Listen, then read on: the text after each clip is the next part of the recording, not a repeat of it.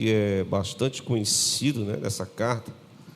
Essa é uma carta que Paulo escreveu à igreja, uma carta doutrinária, falando sobre um assunto que, como eu falei, é atual, né? Que nós estamos aguardando, é escatológico. E quando a gente faz aquela leitura do texto da ceia, né? Nós sempre lemos, o irmão pode até colocar aí o 26 do capítulo 11, que ele vai dizer que o momento da ceia, que nós relembramos a morte, glória a Deus. Aí ele diz mais, até que ele venha, glória a Deus.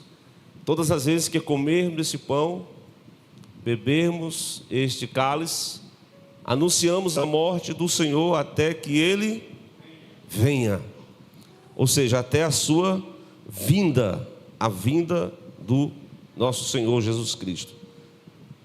E esse assunto, ele é um assunto escatológico, né? Um assunto que a gente percebe até algumas pessoas que não são assim da igreja cristã evangélica, mas elas percebem que o clima no atual presente século está se encaminhando, né, para exatamente a vinda do Senhor, né?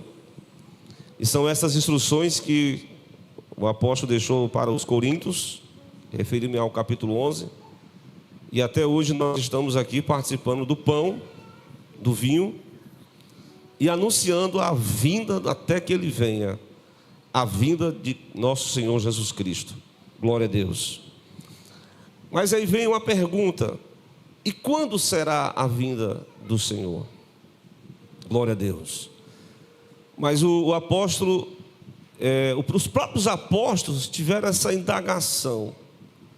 Quando você chega lá no capítulo 24, né, os apóstolos estão mostrando a beleza do templo, a formosura do templo. Aí Jesus lança uma profecia que toda aquela formosura não ia ficar pedra sobre pedra que não fosse derrubada. Então os discípulos criaram uma certa curiosidade, e no versículo 3 do capítulo 24 ele faz essa pergunta: Senhor, quando é que vai ser, qual o sinal que haverá da tua vinda, e quando é que será o fim do mundo? Ao longo da história cristã, todos nós percebemos que algumas pessoas até quiseram marcar o dia, a data, e o próprio Jesus disse que o dia e a hora ninguém sabe. Glória a Deus. Então nós não temos assim uma data prevista, o quando será. Jesus apenas disse que haveria sinais da sua vinda. Se o irmão ler o capítulo 24, vai encontrar lá vários sinais, né? Que a gente percebe que esses sinais, eles estão hoje, né? Essas questões de guerras, rumores de guerras. E uma das coisas que eu observo também pelas escrituras sagradas é a questão da apostasia, né? Um versículo que se encontra lá em Mateus diz que por se multiplicar a iniquidade, o que vai acontecer? O amor de muitos esfriará. Eu sempre faço essa pergunta: eu e você queremos estar dentro desse contexto profético? Você quer estar se esfriando? Ou você quer buscar ainda mais, buscar o fogo do Espírito Santo de Deus para o dia da vinda do Senhor? Porque é visível que muitos hoje na igreja estão se esfriando. Então nós precisamos voltar para o altar da oração, para o compromisso com Deus, e dizer para o Senhor: vê se há em mim algum caminho mau, acende novamente a chama do Espírito Santo, porque o crente em Jesus, ele sempre tem que passar por esses eventos, ele tem que passar pelo Calvário. Isso aí é sem dúvida. O Calvário é onde ele recebe salvação. Mas eu me lembro agora quando Jesus está dando as últimas instruções, né? Em torno de 40 dias ali, dando instruções, falando para os discípulos. E ele diz: ficai em Jerusalém, até que vocês recebam a promessa do meu Pai. Aí os discípulos estão novamente curiosos, né? Senhor, quando o Senhor vai restaurar Israel? Glória a Deus. Aí ele diz: não pertence a vós conhecer os tempos e as estações que o Pai estabeleceu para o seu próprio propósito. Não pertence a nós. Aí, enquanto ele dá essa palavra de advertência, ele dá uma missão para a igreja. Qual foi a missão? Glória a Deus. Que é exatamente: ficai em Jerusalém, até que do alto sejais revestidos de poder, e sereis minhas testemunhas, começando em Jerusalém, Judeia, indo pela Samaria e chegando até os confins da terra. Então, o crente em Jesus, ele tem que passar pelo Calvário de Jesus, ele tem que passar pela cruz, ele tem que reconhecer o significado da cruz, mas doravante ele precisa passar pelo Pentecoste também. O Pentecoste representa o derramamento do Espírito Santo de Deus. Então, quando Cristo passou 40 dias com os discípulos, e naquele momento da assunção de Jesus, né? Quando Jesus foi assunto aos céus, repare o capítulo 1 de Atos, para a gente notar a promessa da vinda do Messias. Louvado seja Deus. Jesus estava conversando com os discípulos, quando de repente ele foi elevado às alturas. Louvado seja Deus. No capítulo 1, versículo 9: quando dizia isto, veja bem, vendo eles, Jesus foi elevado às alturas, e uma nuvem o recebeu, ocultando aos seus olhos. E o que os discípulos estavam atônitos, assim, na expectativa, porque eles esperavam que Jesus implantasse o reino, fizesse alguma coisa. Ele já tinha morrido, já tinha ressuscitado, e ele queria que o reino de Israel fosse restabelecido. E Jesus, pelo contrário, Deus foi uma missão para eles: ide por todo mundo, pregar o evangelho, mas fique em Jerusalém, receba o poder do Espírito Santo, cumpra a missão, esteja ocupado na minha obra, não fique vacilando, não fique entre dois pensamentos, esteja em prontidão. Glória a Deus. Veja bem, versículo 10: os olhos dos discípulos estão fitos no céu, enquanto Jesus subia. Eis que se apresentou junto dele 2 homens, que são os anjos de Deus, vestidos de branco. E eles disseram: varões galileus, por que vocês estão olhando para o céu? Este Jesus, que dentre vós foi recebido em cima do céu, há de vir, assim como para o céu o viste ir. Ou seja, a volta, a vinda, a parousia, que é uma palavra que é o significado dessa palavra exatamente. Vinda é parousia, né? O advento, a chegada do Cristo. Glória a Deus. E ele veio inicialmente como um cordeiro, ele veio para morrer na cruz, e ele prometeu voltar outra vez. Agora preste atenção. A vida de Cristo, ela se dará em 2 fases distintas. Assim nós acreditamos como igreja, a nossa crença. E Jesus virá uma primeira vinda nos céus, como diz o apóstolo Paulo lá em Tessalonicenses. Será um elemento surpresa, ninguém perceberá, mas ele virá antes da grande tribulação.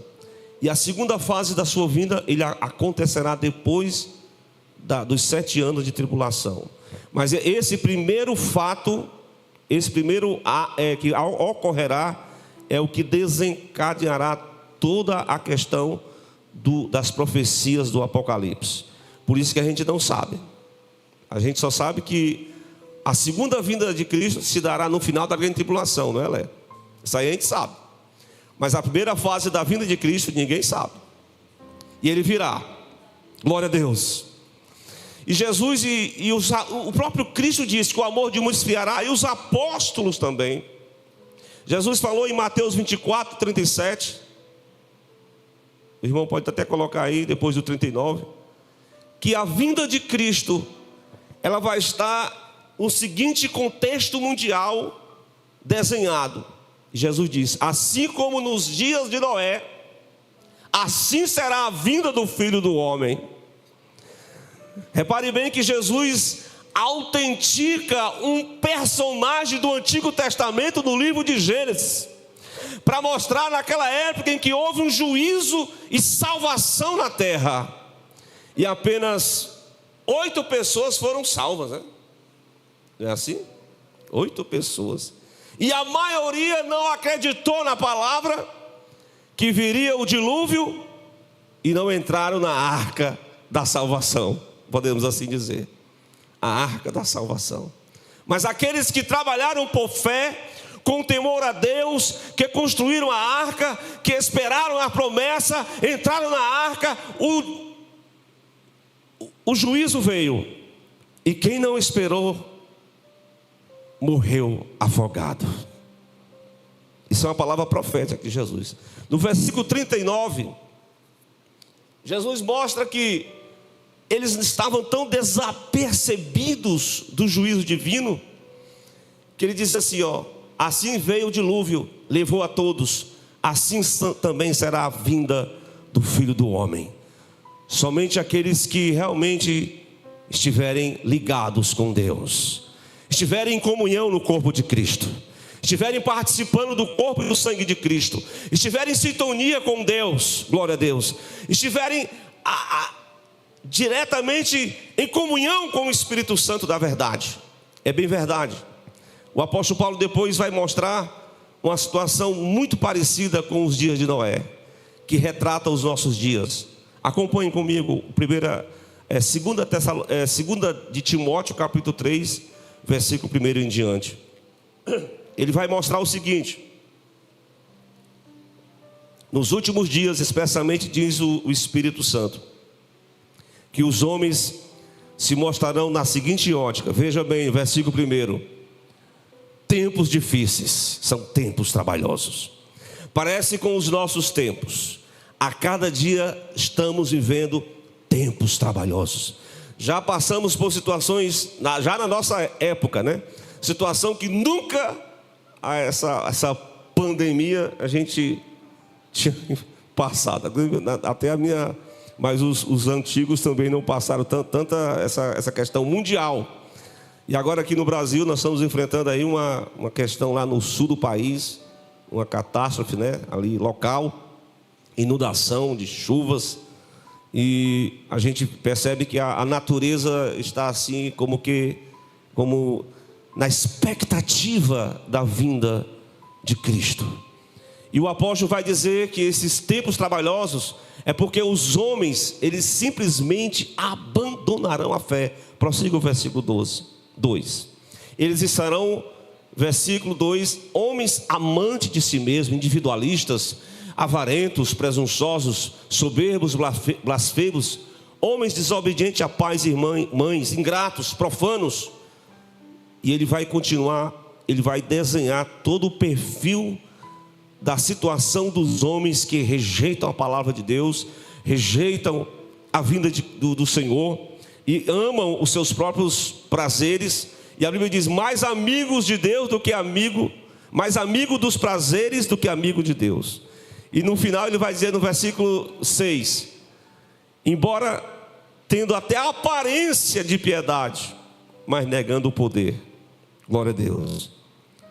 O irmão pode colocar, embora tendo a aparência de uma aparente religiosidade, mas não tem poder, não tem uma vida com Deus, não tem uma comunhão com Deus, só é de aparência. E o reino de Deus não é só de aparência, irmãos. O reino de Deus é transformação de vida, né? Glória a Deus.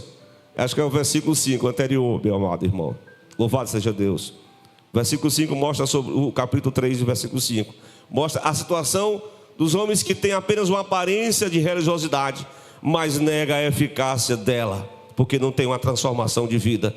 E realmente o começo de tudo é quando você passa pela cruz, é quando você entende o que é o sacrifício de Jesus, é quando você entrega a sua vida ao Senhor Jesus, ao senhorio de Cristo. É quando você aceita o Filho de Deus na sua vida. Aí você começa a caminhar com Deus, a caminhar em comunhão com o Senhor. Aí você começa a viver uma vida de oração. E é isso que Deus quer de cada um de nós, meus irmãos. A vinda de Cristo, ela acontecerá de uma forma inesperada. Ninguém sabe o dia, nem a hora, ninguém sabe. O apóstolo Paulo diz no capítulo 15 de 1 Coríntios, versículo 52, exatamente, no momento. Ele diz assim, no momento, é numa fração de segundos, no abrir e fechar de olhos, no abrir e fechar de olhos. Veja bem, ante a última trombeta, porque a trombeta soará. E Paulo diz, os mortos em Cristo ressuscitarão, incorruptíveis, e todos nós vivos seremos transformados. Louvado seja Deus. Vai ser algo inesperadamente, repentinamente. Isso são características da parousia da vinda do Senhor. É algo que ninguém está esperando. Mas os crentes de Jesus, louvado seja Deus, ele não pode ficar igual o mundano, brincando de religiosidade. Ele tem que ter um compromisso sério com Deus. Primeiramente, quando ele passa pela crucificação de Jesus, ele nasce de novo, ele tem um encontro com a vida, ele tem os seus pecados perdoados, ele tem uma nova vida em Cristo, ele tem uma transformação do caráter, ele caminha agora com fé e não por vista. Glória a Deus. Então, esse texto ele vai falar, no texto que nós fizemos a leitura bíblica, que o mesmo Senhor que morreu, veja bem, ele enfatiza bem essa questão, capítulo 4, versículo de número 14. Se vocês dizem, nós cremos que Jesus morreu na cruz, ele ressuscitou dentre os mortos. Assim também os que em Jesus dormem, Deus tornará a trazer com ele. Então perceba aí que a mensagem da parousia, da vinda de Cristo, ela começa baseado na reflexão da morte do Senhor, né? Se cremos que Jesus morreu, ele ressuscitou dos mortos, que ele foi assunto aos céus, ele prometeu que vai voltar. Nós cremos que os que dormem em Cristo, os que morreram em Cristo, ressuscitarão primeiro. E ele diz mais, e dizemos isso pela palavra do Senhor, que nós, os que ficarmos vivos para a vinda do Senhor, não precederemos os que dormem, porque o mesmo Senhor descerá do céu, com alarido, com voz de arcanjo, com voz de trombeta, e os que morreram em Cristo ressuscitarão primeiro. Depois nós, os que ficarmos vivos, seremos arrebatados. Aqui é a doutrina do arrebatamento. A doutrina do arrebatamento é quando Cristo volta nas nuvens, ele vai ressuscitar os mortos, ele vai transformar um corpo do homem corruptível numa transformação gloriosa, porque o mortal não pode adentrar na questão da imortalidade com esse corpo de carne e sangue, não herda a glória de Deus, tem que passar pela transformação. E Paulo vai dizer isso. A mensagem da ceia, ela é interessante, porque a salvação, Adailton, ela tem 3 tempos. Repara essa palavra, 3 tempos. Quando nós falamos da ceia, nós estamos apontando para qual tempo? Tempo passado. Cristo morreu a sua morte. Ele morreu a condenação do pecado. Amém? E no presente século, pastor, eu ainda estou enfrentando muita luta ainda. Tenho uma tentação. Cada dia nós somos salvos do poder do pecado no presente momento, se fortalecendo em Deus, se edificando na palavra, pegando ali a porção do Espírito Santo cada dia, e se guardando e se pedindo ao Senhor livramento. E cada dia o Senhor vai protegendo, vai guardando, vai livrando. E se por acaso você falhar, você vem aqui, pede perdão, mas você não fica brincando com esse negócio de sempre caindo, não. Se permaneça firme com Cristo. Deus te sustenta, Deus te dá força. A batalha é ganha em Cristo. Glória a Deus. Mas irmãos, enquanto Cristo não volta, nós temos uma luta constante contra a nossa velha natureza, que até nós frisamos hoje na escola bíblica dominical. Mas a ceia do Senhor, ela aponta a salvação, além do presente, do fortalecimento, o futuro. O futuro é a vinda de Cristo, é a vinda do Senhor.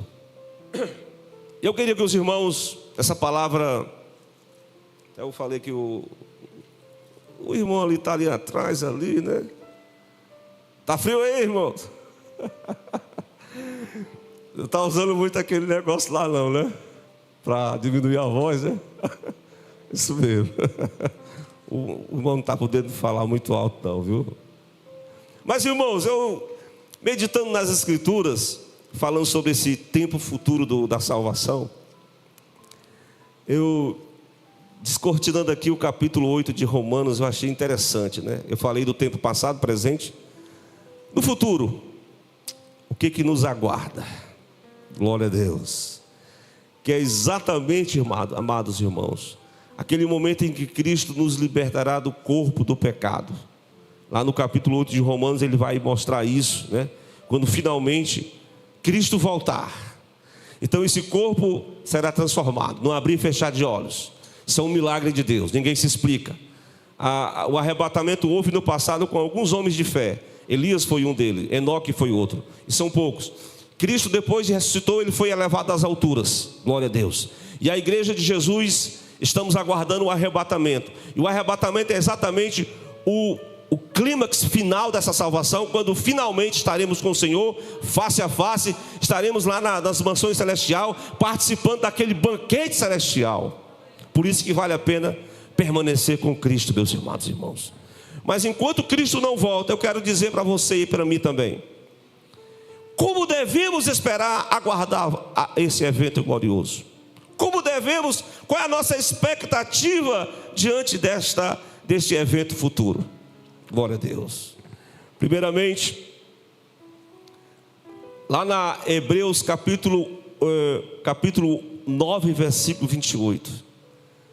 Eu pergunto a vocês aqui nesta noite, nessa mensagem bíblica, quantos nessa noite estão esperando a volta de Jesus? Porque tem gente que não espera mais não. Já é um assunto passado. Mas a volta de Jesus é algo futuro. E o apóstolo, eu não sei nem se eu vou dizer se é o apóstolo, é o escritor aos Hebreus. Ele vai dizer nessa carta a seguinte mensagem: assim também Cristo, oferecendo-se uma só vez, só foi um só sacrifício, não precisam mais de outro sacrifício. O sacrifício da cruz é único, perfeito. Ele tira os pecados de todos os homens. Mas veja bem, ele aparecerá pela segunda vez, mas agora sem pecado. Para quem? Ele virá para quem? Para quem está esperando para a salvação.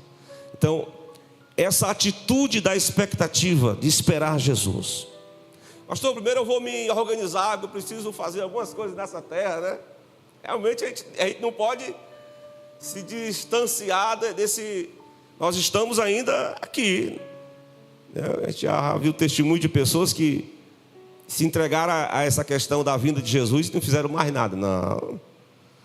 Paulo chegou para os Tessalonicenses: pare com isso, aquele que não trabalhar, não come, continua a vida, toca o barco para frente, rapaz, para com essa coisa aí, mas fique orando, fique buscando, fique aguardando a minha vinda, não relaxa, não seja displicente, não seja negligente no trabalho do Senhor.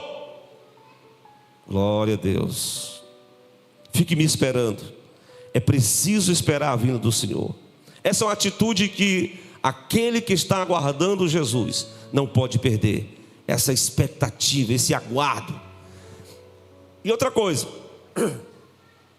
Tiago 5, versículo 8. Acompanhe comigo esse texto. Esse texto vai dizer que é preciso esperar a vinda do Senhor, sabe com qual atitude? Com muita perseverança. Irmão, eu já estou com tantos anos na igreja, esses pastores já pregaram. Já veio a teologia da prosperidade, já viu a teologia da... que mais? Teologia mais contemporânea? Do triunfalismo. Já veio agora a teologia do coach. Já veio agora a teologia que está embalando muito crente, até pastor. A teologia do liberalismo. Não, irmão, o que era pecado é coisa dos antigos. Os pastores antigos, isso agora tudo é normal. Pois é, muita gente está embalando essa teologia hoje. Mas a teologia bíblica, ela não frustra-se. Ela se cumpre na hora certa. Glória a Deus. E é preciso uma expectativa, além de esperar, como diz o texto, esperar com paciência. Ele diz: sede vós também pacientes. Sede vós também o quê? Pacientes. E que mais? Tem momentos que você vai se sentir fragilizado, vai se sentir oprimido, vai se sentir angustiado. Mas nesse momento, meu irmão em Cristo, se fortaleça no Senhor e na força do seu poder. Fortalece o teu coração nessa noite no Senhor. Toma posse do que o Senhor tem proposto para a tua vida, porque a vinda dele está próxima. A vinda dele está próxima. Não é momento da gente alimentar uma fraqueza, meu Deus, mas é se fortalecer do Senhor. São essas atitudes que o crente deve aguardar a vinda do Senhor. É com atitude de fortalecimento espiritual, paciência. Louvado seja Deus. Muito bem. Jesus contou muitas parábolas durante o seu ministério. E uma delas foi aquela parábola das bodas, as virgens, né? As 10 virgens. Lá no capítulo 25, versículo 13, ele diz: procurar, ele deu a direção para a igreja, uma atitude que nós precisamos permanecer na vigilância espiritual. Essa era uma outra atitude para aqueles que estão esperando a volta de Cristo. Repare o texto de 25:13 de Mateus. Essa atitude, ela é bem interessante, porque ao passar dos anos, ao passar dos dias, as pessoas vão se acomodando mesmo. Isso é natural. Está entendendo? Glória a Deus. Mas, meu irmão, mesmo que uma boa parte de muitos teólogos, até pregadores e até igrejas, abandonaram a vigilância, mas os crentes verdadeiramente que estão aguardando Jesus, eles precisam se manter na vigilância do Senhor. E Jesus disse aqui, ó: vigiai, porque não sabeis o dia, nem a hora em que o Filho do Homem há de vir. Você não sabe o dia e a hora em que o Filho do Homem há de vir. Portanto, se eu e você não sabemos disso, é preciso estar de prontidão, é preciso estar alerta, é preciso estar com a nossa vida em sintonia com Deus. Amém? Você está com essa palavra? Amém? Você acredita nessa palavra? Diga amém. Se fortaleça no Senhor, nos fortalecemos no Senhor, mostremos uma atitude de vigilância, porque Jesus disse: vigiai e orai, para não entrar em tentação. Mas eu quero concluir falando uma última parte. São 2 atitudes que a gente deve vou só repetir. Alguns irmãos ainda, né, mas eu vou repetir. Primeira atitude: precisamos esperar a volta do Senhor. Segunda atitude: além de esperar, nós temos que ter paciência. E essa questão do fortalecimento espiritual. Uma outra atitude é que nós precisamos manter a vigilância. Mas por último, glória a Deus, essa é interessante. Hebreus 12:14. O escritor diz: segui a paz com todos. Esse é um momento de comunhão, né? Comunhão com Deus. Seguir a paz com todos é não dar lugar a contenda, a mexericos, a murmurações, a não dar lugar a panelinhas, a divisões. É seguir a paz com todos. É isso que Deus quer para cada um de nós. A cruz nos libertou, tirou toda a guerra que havia entre nós e o nosso Deus. Nós temos um relacionamento em paz com Deus e uns com os outros. Isso nos dá acessibilidade. E Paulo diz, melhor dizendo, o escritor diz: segui a paz com todos e o que mais? E a santificação. Não é de qualquer jeito, né, irmão? Amém? Não é de qualquer maneira, não é de qualquer forma, é com a santificação. Por fim, o texto, para a gente fechar essa questão da santificação, eu acho interessante. 1 Tessalonicenses 5:23. Veja aí comigo.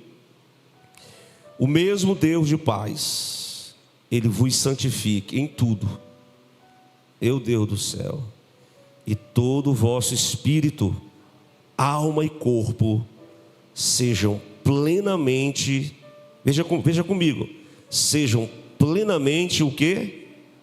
Conservados, irrepreensíveis para a vinda de nosso Senhor Jesus Cristo. Amém. Todo o nosso corpo, alma e espírito sejam conservados, sejam plenamente conservados, irrepreensíveis para este evento glorioso. Então essa palavra, meus amados irmãos, que nós precisamos atentar sempre. É o culto da ceia, como eu falei, né? A gente reprisa aquele momento em que Cristo foi ali na cruz, morreu pelos nossos pecados. Mas Ele também diz: fique em Jerusalém, busque a minha presença, sejam fortalecidos. Além disso, enquanto vocês estão neste mundo, ocupem as vossas mentes com aquilo que é bom, com aquilo que é puro, com aquilo que é santo, com aquilo que é justo. Não se distraia com as coisas desta vida. Busque a minha presença, glória a Deus. E é isso que Deus quer para nós como igreja, porque há muitas denominações, mas Deus não vem pegar denominação, Deus não vem pegar igreja A, B, C. Deus vem pegar salvos em Cristo, que passaram pela cruz de Jesus, que foram perdoados por Jesus, que nasceram de novo, glória a Deus, e que estão aguardando a vinda do Senhor. Glória a Deus. Vamos ficar de pé em nome de Jesus. Esta noite nós estamos aqui para pedirmos graça a Deus para participarmos do corpo e do sangue do Senhor. E se nesta noite nós estamos convidando os irmãos para participar, aqueles que não são batizados nas águas ainda não podem participar, né? Mas posteriormente, depois do batismo, certo? Aqueles irmãos que já são comunhão no corpo de Cristo, vamos fazer isso, vamos fazer memória ao corpo e o sangue de Cristo, a sua morte lá na cruz, e também